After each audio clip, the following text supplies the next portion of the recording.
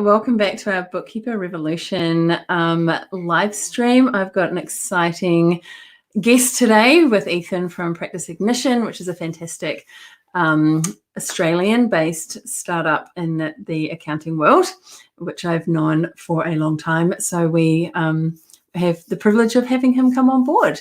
So I will let Ethan come in and let's get chatting. Hey, welcome. Hey, how you going? Good. How are you? It's super exciting to have you here all the way from Brisbane. I'm excited to be here. It's Yeah. it's not a great day today. I usually say sunny Brisbane, but it's kind of like cloudy and rainy Brisbane at the moment. So yeah, it's a bit of a shame, but excited to be here nonetheless. That is good. And normally here in New Zealand, especially where I am, it is very much rainy. And today, the last few days have been beautiful start to spring with lots of sunshine, which is can't cool. wait to get back over there and visit. I know. And we've got the lovely Iris on from New York State, which is awesome. Thanks for that chat, Iris. Well, let's get chatting. So super exciting to have you with us, and we will get to PI. But for a start, we asked you a question about your favorite song, and this is one that I have not heard about. So tell me your favorite song and why this is your favorite. Thanks. Yeah, it was a funny question, and picking a favorite song, isn't that just the hardest thing to do? There's different favorite songs for different moods, I find. But Vampire Weekend, Obvious Bicycle, they're actually a band from New York, funnily enough. So yeah, huge fan of those guys. They're like an indie rock kind of gained popularity in, I think, the early 2000s. And they released this album back in 2013, and it's just got the most random collection of songs on there. And I love it. It's my favorite song because I love the music. But when they were interviewing Ezra, who's the songwriter, he sort of said there's absolutely no reason why they called it Obvious Bicycle. There's no explanation for it. There's no backstory. It just sounded cool. And so, yeah, that's kind of became my favorite song. That's really cool. Well, I'm going to go and have a listen after this. You should, absolutely. I love finding new music, and especially if it's a little bit different as well. Absolutely. It needs to be done. So talk to me about, we've known each other for a long time through the tech world in Australia, and I've known PI since its inception, really, with Guy and the team. So talk to me about you guys, what brought you to the world, what you do with them, and where you fit. Yeah, absolutely. I probably first met Guy and the team about 7 years ago, I'd say, and it was sort of in the days where we were traveling around every second week doing Zero road shows and pulling up banners in different random cities all over the place, and really was quite impacted by the culture of the team. They were sort of always very loud and always the ones hosting the parties and all that sort of stuff. And I think the most impactful thing that I found about Practice Ignition was, that they didn't have customers. They had these raving fans, and these accountants and bookkeepers were just wearing these, flat caps and hoodies and, all this sort of stuff that was just totally bizarre to see at, these conferences. And just because they loved the product so much and the brand so much. So it was really interesting. Like, I'd not really experienced that level of, or the only other time I'd really experienced that level of fandom was around Xero in sort of the earlier days. So, and a couple of the other solutions out there have got it as well, but I really saw something different with PI. And so I'd worked at a couple of different solutions prior to PI, spent a couple of years at Fathom, which is a Brisbane-based startup. And then ended up catching up with Guy in a Qantas lounge, I think, over in Perth. And then I was taking taxis around the place with Trent McLaren, who was working in partnerships at the time, and convinced me to join. So I sort of, as you do in a small company, you wear a whole bunch of different hats. But when I joined, there was about 35 of us, and now there's 135, I think. Actually, we've just cracked 140 staff. So the team's just gone gangbusters. And so my role, to answer your question, Anna, I predominantly work with our industry partners and tech integration partners to try and build out sort of solutions that are going to make our customers' lives better. Yeah. And so, part of that's, working with folks like yourselves in terms of integrating templates and things to provide solutions for mutual customers. Part of it's working with the product team on potentially integrating with different solutions. Part of it's marketing, part of it's sales, part of it's support, part of it's, you name it, we do it, right? So it's been a great journey, and we're sort of really starting to ramp up, particularly over in the US at the moment, which is really exciting. We've been in established business in Australia for sort of, close to, or just over 10 years, I guess now. And we've got thousands of customers here and really starting to gain traction over there. So it's an exciting time to be part of it. That's exciting. And where else do you have offices based? We have offices in some bizarre places, Anna. Like we've got people based in Kelowna in Canada. So that's like it's like a ski town essentially, pretty much in the middle of nowhere, a few hours out of Vancouver. And we've got an office there with a good portion of our team who have moved out to Kelowna to work with us. We've got some folk in Seattle, some folk in Chicago, in Toronto, big team there, London, Cape Town, all across Australia. So it's exciting. We've just hired someone from Hobart as well who's working remotely. So amazing. Yeah, that's very exciting. So you really are a fully, got a big Sydney base and a US presence, but you're really a fully remote team.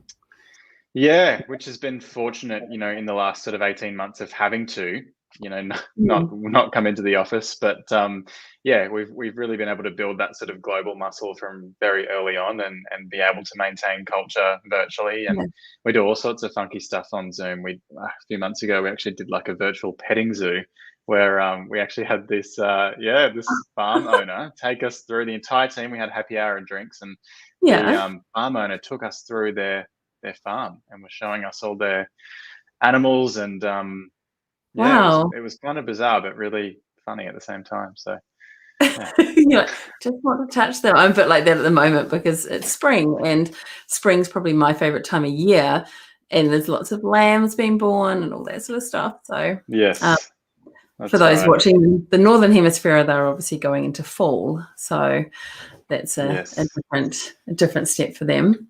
But how cool. That's awesome to be able to do that and connect with people. And I mean, that's what we need to do in this current state, in this current world, isn't it? Yeah, it's a new muscle. And I think we've certainly found that, in terms of keeping the team engaged and, even connecting with our customers, we've needed to be really proactive because you can obviously, you know that on Zoom and these virtual meetings, you can kind of put on this facade and be really happy for your 45 minutes, but then behind the scenes, you don't really know what's going on. You don't get that kind of same connection that we do in the office. So we're just learning how to do that as with everyone else in the rest of the world. And it's really exciting. I never actually answered your question about what PI does though. Do you want me to elaborate on that? Yeah, let's go into to talk to us about what PI does.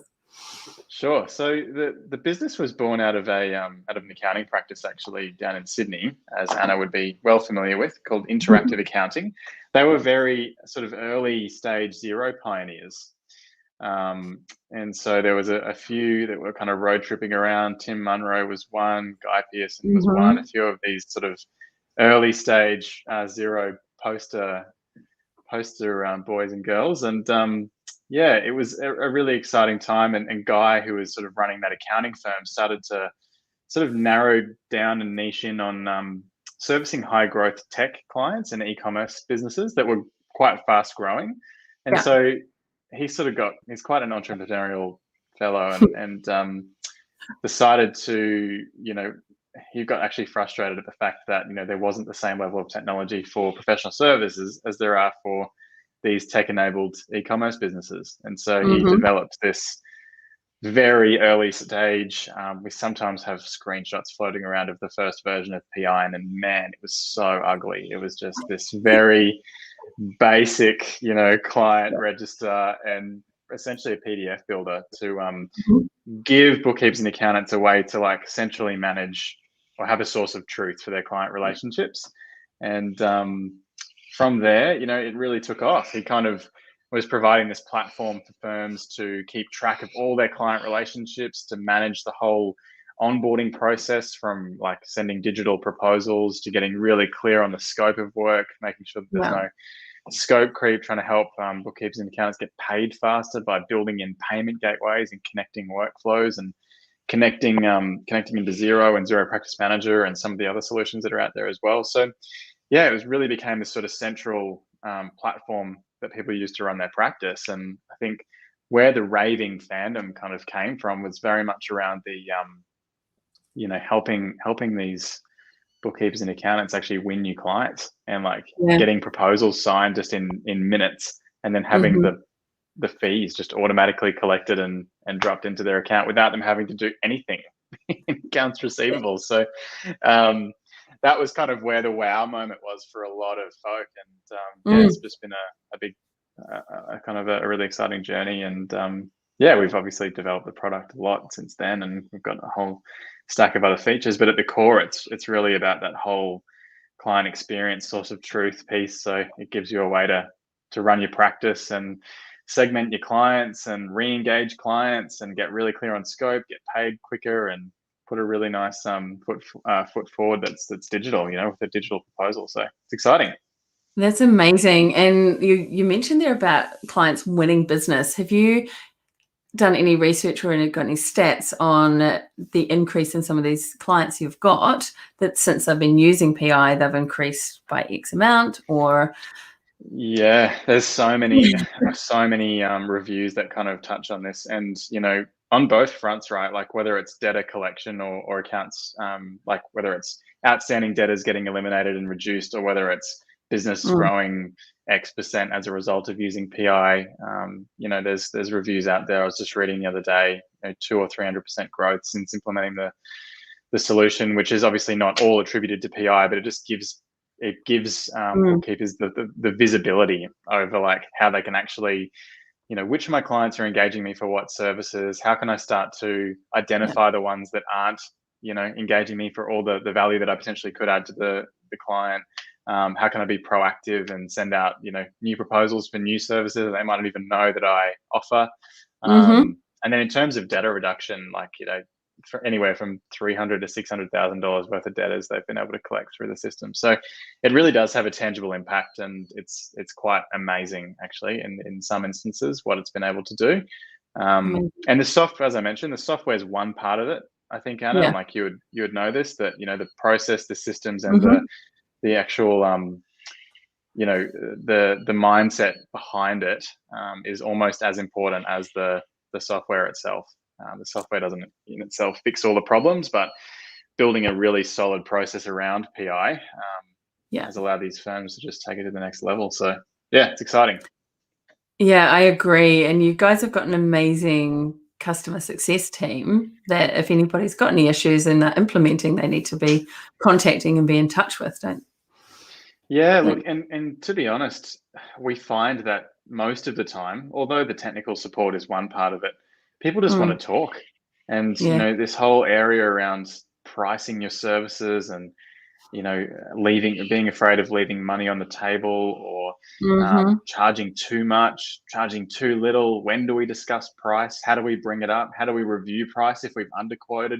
All these sort of things are like generally what take up most of the conversation when it comes to setting up new clients, because it's new, right? And I think previously, and I know that you guys teach this as well, I think previously there's been a hesitation to talk about price until after the fact. Especially when you're not confident about the state of the client's books when you're quoting them the job. So yeah, we're trying to give people, I know you guys have got the pricing calculator and all those really helpful tools for bookkeepers, and we're trying to kind of provide them with resources as well that give them confidence around pricing and the ability to have those kind of conversations. And it is huge. Like one of our students, she came on board with you guys, and she set all of her new clients up, or current clients up, decided to move them all to fixed billing. And rather than having a conversation with each of them, she literally just sent out the proposal. And she said 3/4 of them came back just signed. A few of them came back Yeah, which was quite impressive. She said, oh, rather than having a conversation with every single one, I'm just going to send it and see what happens. I think there was a handful that came back and said, oh, that's a huge increase in price, but you've been undercharging us, so we're going to sign. And she only maybe had a couple that actually moved on. So, Wow. There you yeah, go. Hey. I know. It is So, very interesting in the fact that, we actually launched this feature a few months ago where you're able to give clients options within your proposal as well. And we've had really similar feedback. So letting the client almost self-select from, 3 price points or 3 packages.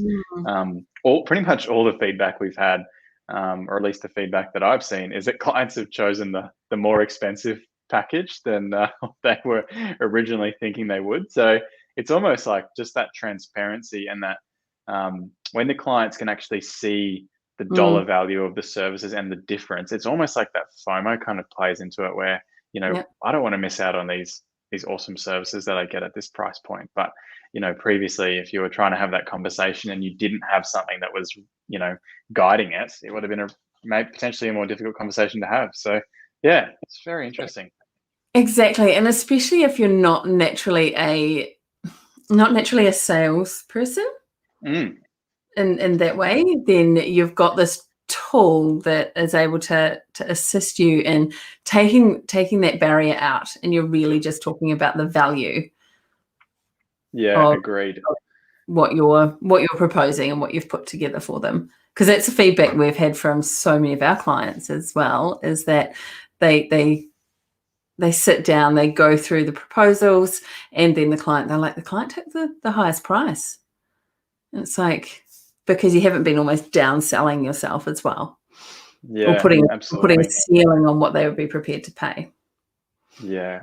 Yeah. I think that it's there's a whole lot of pricing psychology behind, and I'm sure Mm. you guys teach this as well.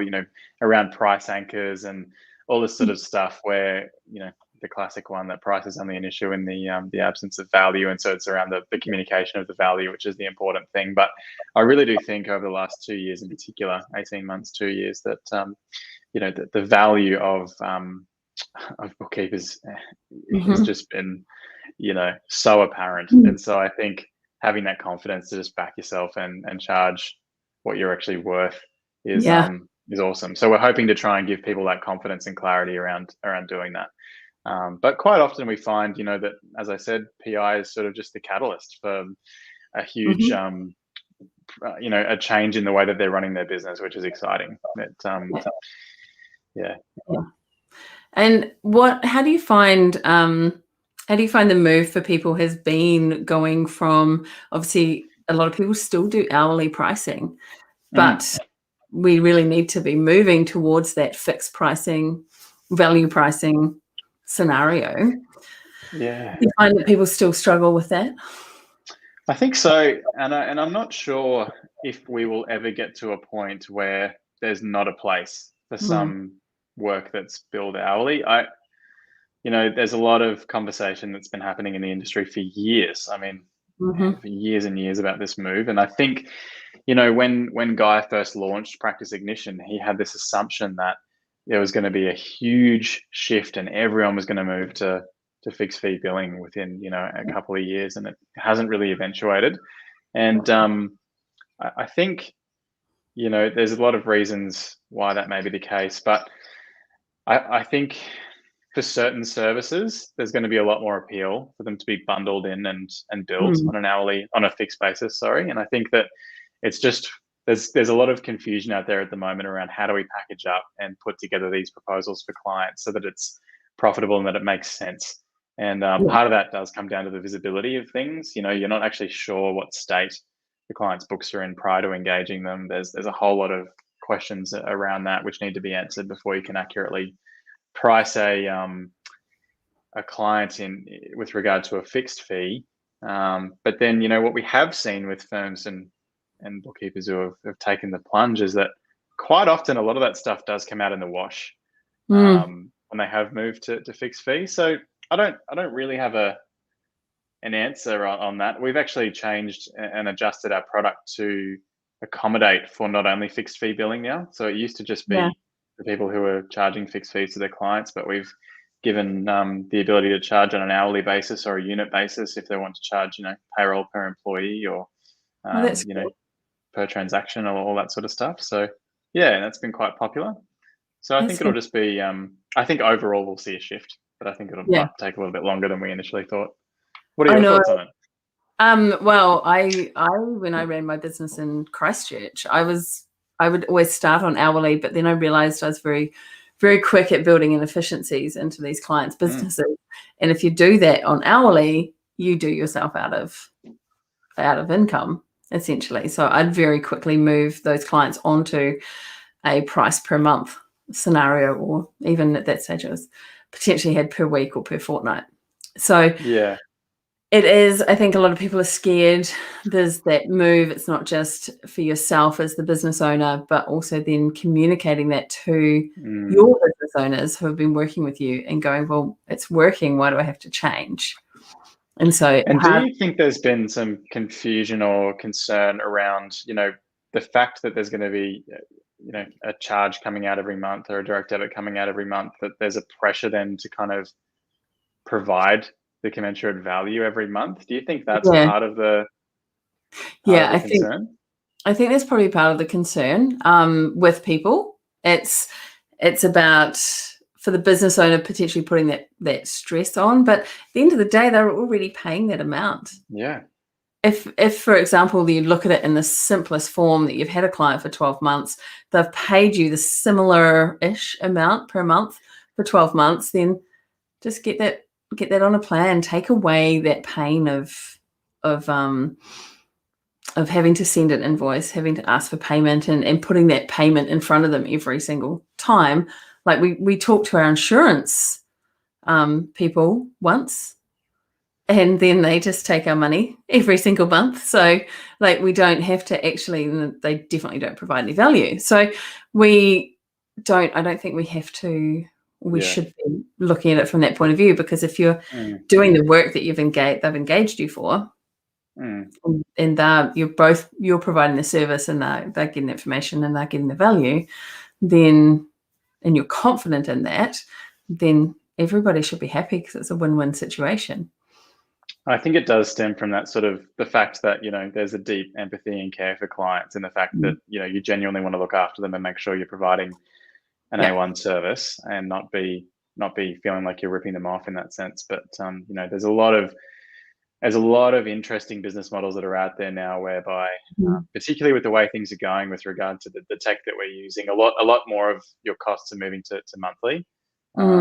Particularly if you're starting a bookkeeping practice now, you're not going to find too many huge annual costs. Everything's apportioned over the year, right? So like, I think it makes sense to align your billing model with the overheads that you've got in your business from that perspective. But also just from a scalability point of view, as you're saying, you're not giving yourself room to build in those efficiencies if you are limiting yourself to just purely an hourly basis. So as I said, I don't know if there's going to be a point where every service can be bundled into a fixed fee. Like I think there's still some of those sort of higher value, the conversational stuff, the more hate to use the advisory word, but that style of conversation that might be hard to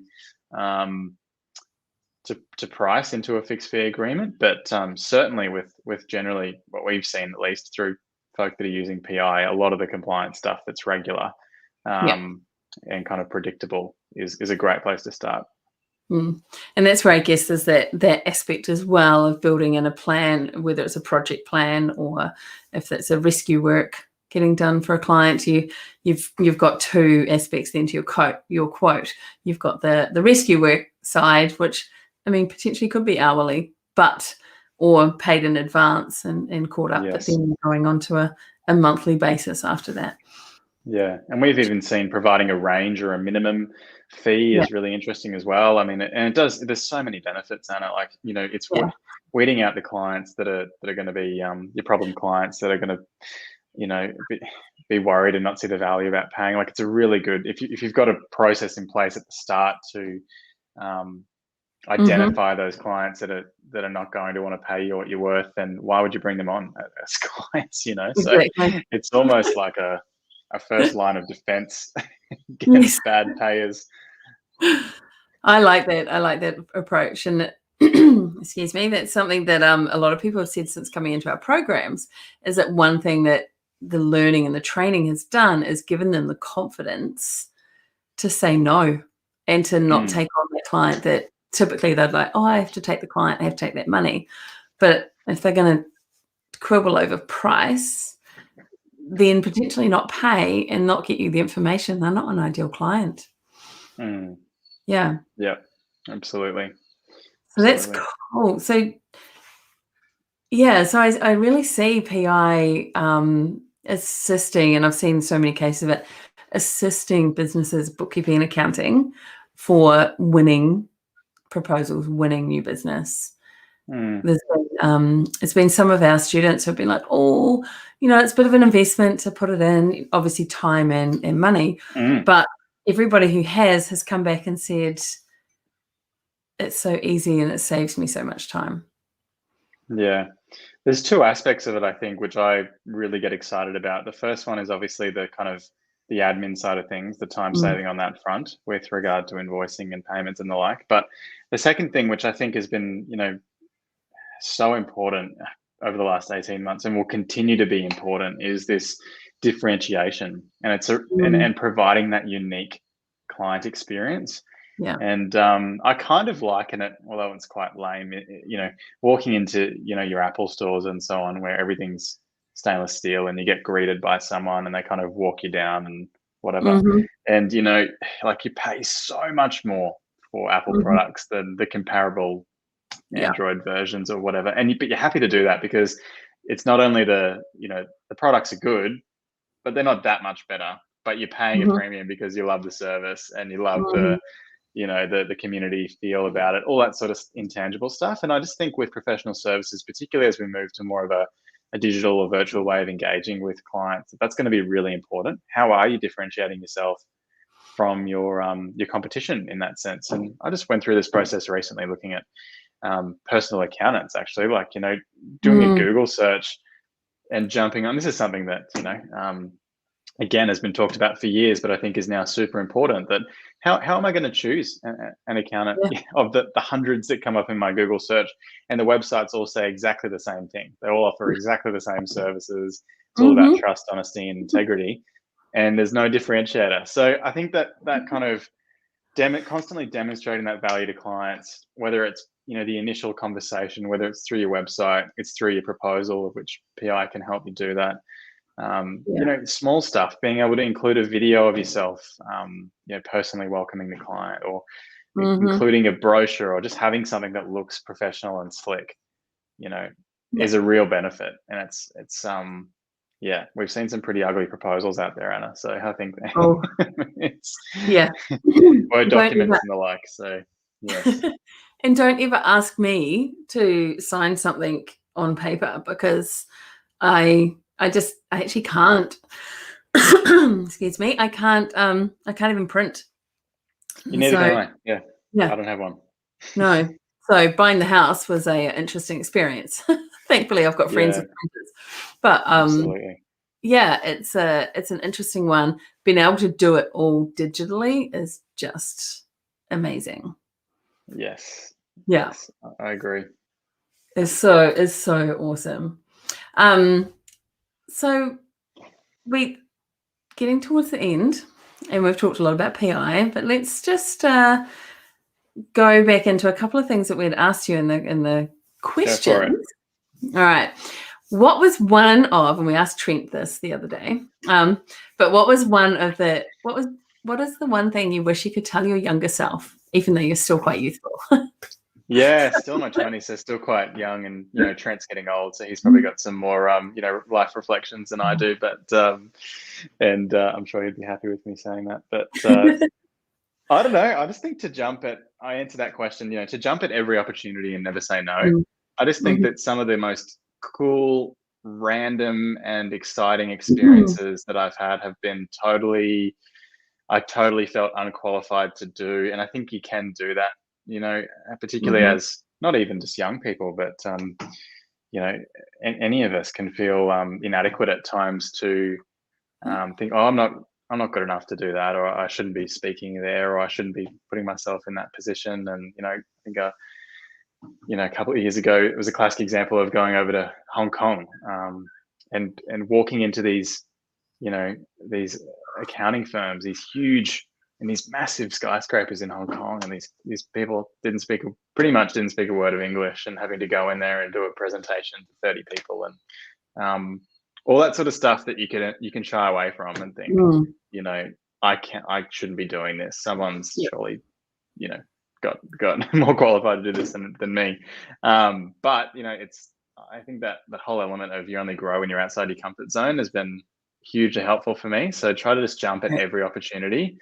I've never done a stream through this before, and that's cool. And it's new and exciting, and that's great. So I think it's just having that kind of, if you call it a growth mindset, potentially, that's probably one way to put it, but that would be the biggest bit of advice I would give myself. I love that. And I don't know if you know, but I took a year of yes in 2019, where I had to say yes if it made me feel uncomfortable, and I still apply that now. So if it makes me feel uncomfortable, if it makes me feel awkward, if I'm not sure I can do it, I make it happen. Yeah, cool. You can apply that across so many aspects of your life, like whether it's whether it's your business, and we've been talking about today, even starting to have or get comfortable with those awkward conversations around price and fees and all that sort of stuff. After you do it once or twice, it's no longer awkward. Like you're totally confident and back yourself, and things start to open up that they wouldn't have previously. And same in your personal life, right? It's getting comfortable with having those confrontational, awkward discussions that you would rather shy away from or sweep under the rug. So I think that's been a huge a year of yes. I'd like that. I might actually try doing that myself, Hannah. That's a good idea. Yeah, do it. It led me down, and that led me down some paths, such as I'd always believed I was terrified of abseiling, and it turns out I still am. It is actually so validated your fear. Yeah, validated the fear, but it got me doing things that I'd always wanted to do, but had always put in the background. I'd always gone, oh no, now's not the right time. One day I'll do it. But it's like, if the opportunity popped up, I said yes, made sure it happened. Yeah, absolutely. Awesome. Well, we do love a good, whether you call it a giveaway or something as a benefit for everybody. So we have a landing page. Is that what we call it? Yeah, we can call it a landing page. But I can pop that into the comments so that if anybody is interested in looking at PI and chatting with Ethan and the team further, then you can do that. Yeah, absolutely. And we've had special pricing and things run in the past, and I would say that I think one thing that we have learned over the last couple of years in particular is that having the conversations is just so important. So there's been so many assumptions about that solution's not right for me, or that's not going to work because of X, or it's not going to work because of Y, and really we've got a whole team here just happy to have conversations, and I think that's the first step, right? Like I was saying to you earlier, and I like the CSM conversations are this much about the tech and this much about the rest of the business, right? Like, and not all of us are experts, but we all want to talk with somebody about the challenges that we've got going on, and hopefully we can share some of our learnings from doing it thousands of times. So exactly. I think that's fantastic, and it's like anything. If you know what you want, you ask the right questions, you be curious. And don't just write something off because also somebody else said, it hasn't worked for me, because their mindset or their business might be slightly different. Yeah, so absolutely. I like that. Just have the conversation. I took that approach in my early days at Xero with a lot of people. They'll be like, I can't switch. I can't use this. My clients never will. And I'd say to them, be across the solution so that and you can give the right advice to your client. So that way, if a client comes to you and says, I'm moving to this, or I want to, what's your advice? You can advise them. So yeah, I'm a big one on being educated enough so that you're making educated decisions about your business and what's good tech-wise for you. It does come back to that, having that growth mindset, right? It's like these new things that you might not be familiar with, and you might not think you have time to look into it because you're so busy. It's like making the time, Yeah, creating the space. So yeah, agreed. 100%. Well, we should wrap up there. Thank you so much for joining me. Great to be on. Thanks for having me. Yeah, it's been amazing. And I'll make sure I pop that link into the comments for everybody. And we will see you all next week. Well, Thanks, Anna. Thanks, we're everyone. just spinning up. Cool. Absolutely. Thank you. Gotcha. Bye. Bye.